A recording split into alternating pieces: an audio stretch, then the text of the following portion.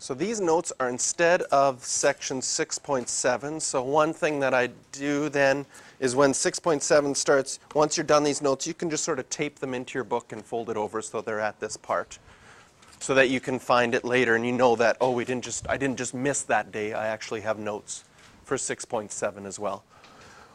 We're going to look at a bunch of real-life examples now, sort of like we did at the beginning with the sunset question, and figure out how we can use this information to solve all sorts of questions.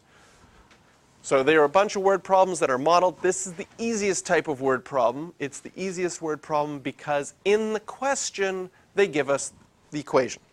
So the equation is already given to us that the depth is negative 4.5 cos 0.16 pi t plus 13.7. And what we're going to do is we're going to sketch the graph. I'm just going to erase part of this here. So we have, there we go. We're going to sketch the graph, so we're going to have to use dab C in order to sketch that graph. What is it going to look like? So if off to the side, I'm thinking about dab C, what's your D value? Close. Close. 13.7. The center line, here's your D value. It's going to be 13.7. Your A value, your amplitude is going to be, remember we always say our amplitude is positive because it's how much you go up from your center line and down from there. And then your B value, to figure out your B value, there we're going to have to do some calculations. Well, we know our B value, but our B value finds our period. And we can find our period by doing 2 pi divided by our B value. In this case, our B value is 0.16 pi. So we're going to take out our calculator for that and figure out what we're going to get. All right, so got my calculator here. What is 2 pi? So try this on your calculator to make sure that you get the same answer.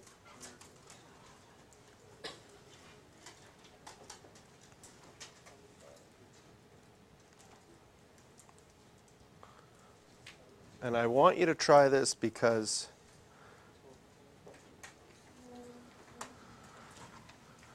I want to make sure that you know how to type it into your calculator correctly to get 12.5.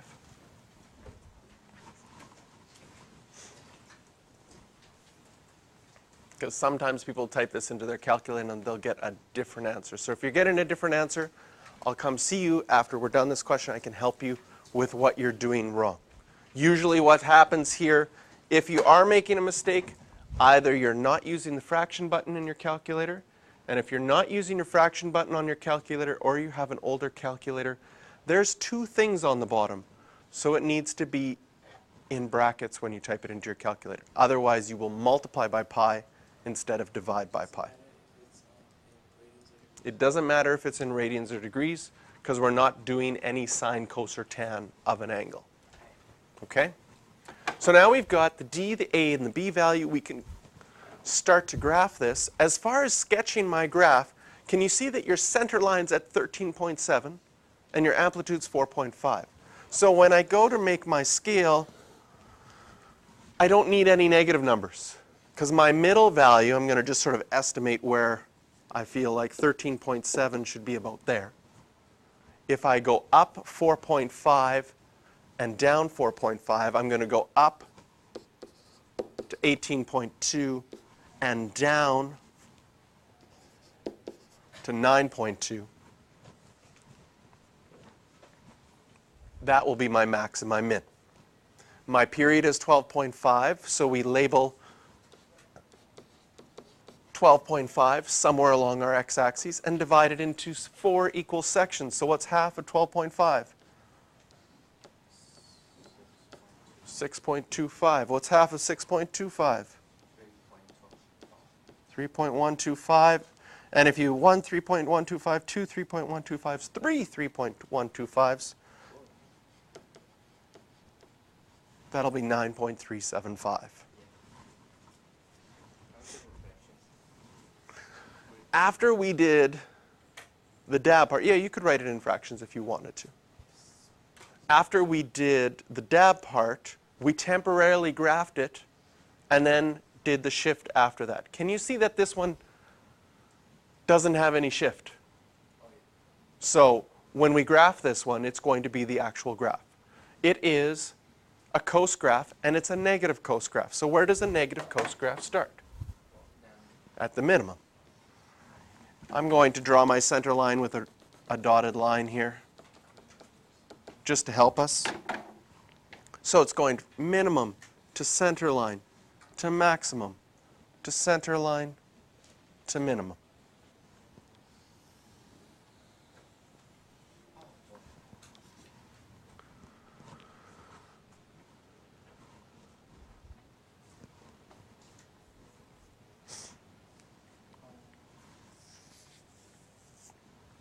Yes? At a maximum. We're not going to say starts at 1.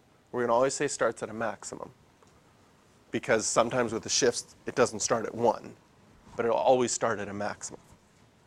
And this is a negative cos graph, so that flip would make it start at a minimum. Yeah. Okay, so here's our graph. And what this graph is showing us is, and again, since this is a word problem, and later on, especially next year when you're in the IB course, they're going to want you to label things. This axis right here, this is d of t instead of y, right, in our equation. This axis right here, that's time. We're going to label this side as depth, and it's given as depth in meters. So we can give the units down here, and we can label this underneath here as time, and it's time in hours.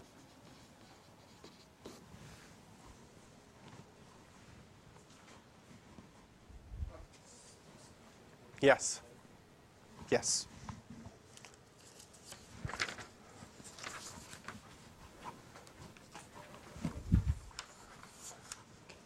Now the next thing I want you to do is I want you to get this exact same graph on your calculator's screen. That same picture exactly. Doesn't have to be green and red and blue. So if you have your graphing calculators, take them out, and we're going to put this exact same thing into your calculator. If you don't have a calculator, I'll lend you one. So to begin with, we're going to take out our calculators. We're going to check that we are in radians. Yes, we are. So we'll go to y equals. We're going to type in negative 4.5. The first mistake you might make is using the subtraction sign instead of the negative sign. So make sure you're using negative 4.5.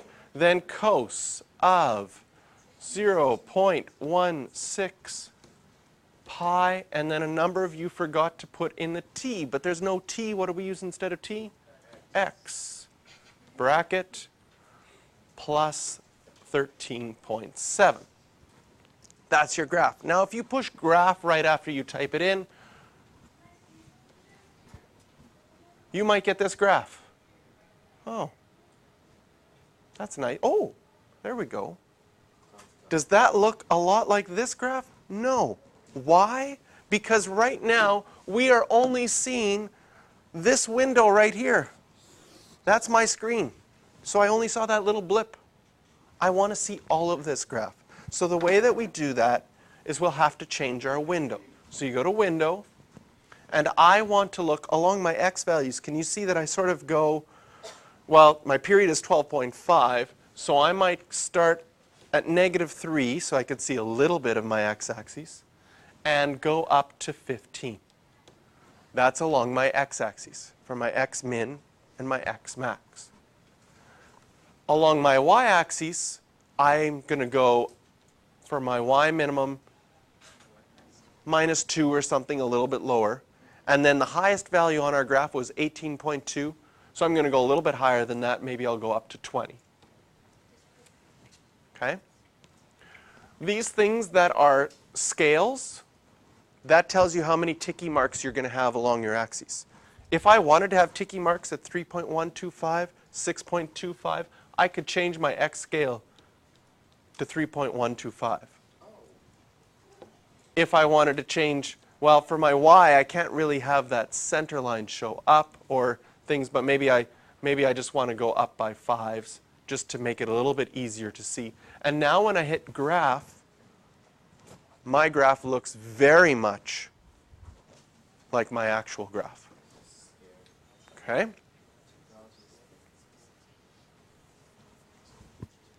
And it's blue because that's the depth of the water.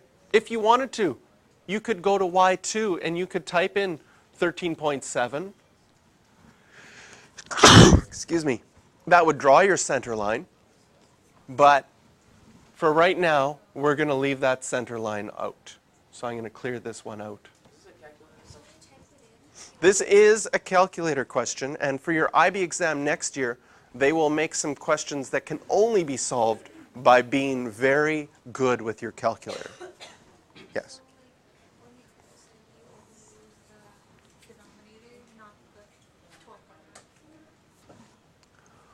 Well, I type the equation in exactly like the equation is, right? And then I use the graph that I graphed by hand because I know what it's supposed to look like to help me figure out what I need to set up for my calculator. If you just graph this, as we saw to begin with, you wouldn't see much of the graph, and it might take you a long time to get the picture. So it is nice to be able to sketch it first by hand, and then go from there to be able to get it on our graphing calculator. Now, the reason we have it on our graphing calculator is we're going to solve part B with our graphing calculator, and then I'm going to show you how you would do it algebraically. So part B says that a big ship comes in and it needs at least 14.5 meters of water in order to come into the dock safely. Otherwise, the water levels are too low and it would get stuck. So if we look at our graph, can you see on here that it's only going to be good, here's 14.5, here's the water level, it's only going to be good from here to here in this section of time. So I need to find out how much time that is. So with our graphing calculator, what we're going to do is we're going to go to our equation, we're going to go to y2, and we're going to draw that line at 14.5. If we look at what that looks like on the graph, here's our water levels. So fast. And there's our line at 14.5. We want to find, did it work? Yes. We want to find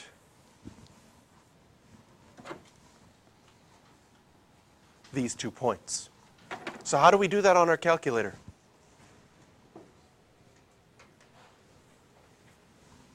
Well, most of the things you want to calculate with graphs are above your trace button. It says calculate.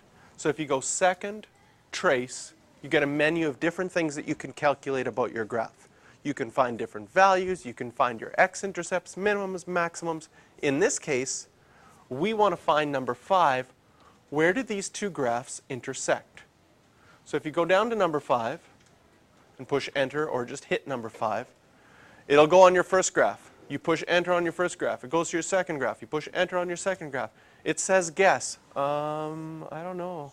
I think it's right there. And you push enter one more time. I don't know why it gets you to guess. Maybe it thinks that would be fun for you. So we get 3.48. That is one of our times. So we know it's going to go right here is at 3.48. To find the other one, if we just do the same thing over and over again, it'll always find that first one. So I'm going to go to intersect. What's going to happen with the intersection is it's always going to find the intersection that's nearest to where the cursor is. So right now it would find the same one. If I use my arrow keys to move that cursor closer to the other one, I'd be okay now. Sometimes people like to get like right close to it. Now I can push enter on my first curve, enter on my second curve, enter when I guess, and it will find the second one at 9.02.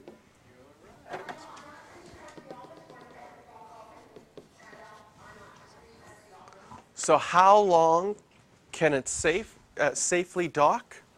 Well, 9.02 minus 3.48 ends up being, what would that be? 5.52? Is that right? 5.54? Yes, thank you. 5.54 hours. Okay? So in a question like this, your graphing calculator is powerful, and it's faster. If you know how to use it, it's faster than calculating this algebraically. On a university exam, you'll be asked to calculate it algebraically. They won't let you use the graphing calculator parts. I'm not going to get you to write it down, but I'll show you algebraically how you would do this. Okay, and I'll put it on the video so if you want to look at it later. So once you get to university, they're going to ask you to solve this algebraically and use all the skills for solving trig equations that we've done up till now. On your IB exam, and this year with a calculator question like this, it is much easier to draw this, find out where they intersect, and it's a lot quicker. But again, that takes some practice because you have to get used to your graphing calculator. So how do we solve this if we were solving this with out a graphing calculator? Okay? First of all, they tell you the depth is 14.5. Again, you won't have time to write this down, so just watch. The depth is 14.5, so you can plug that in for your y value, 14.5. Now you have an equation that you have to solve for t. How do you solve sine and cos equations? Well, you get the cos by itself. So the first thing I'm going to do is move the 13.7 over to the other side, divide by negative 4.5, and that gets cos by itself.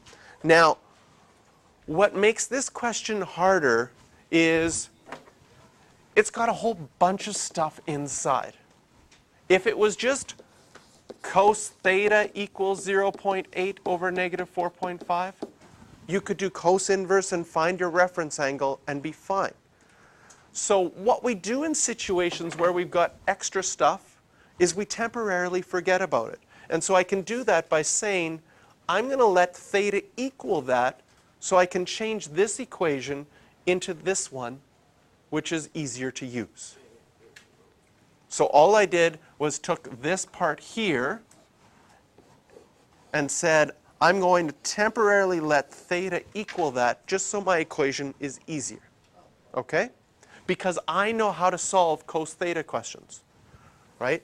First of all, what am I going to need to do? I'm going to need to find my reference angle.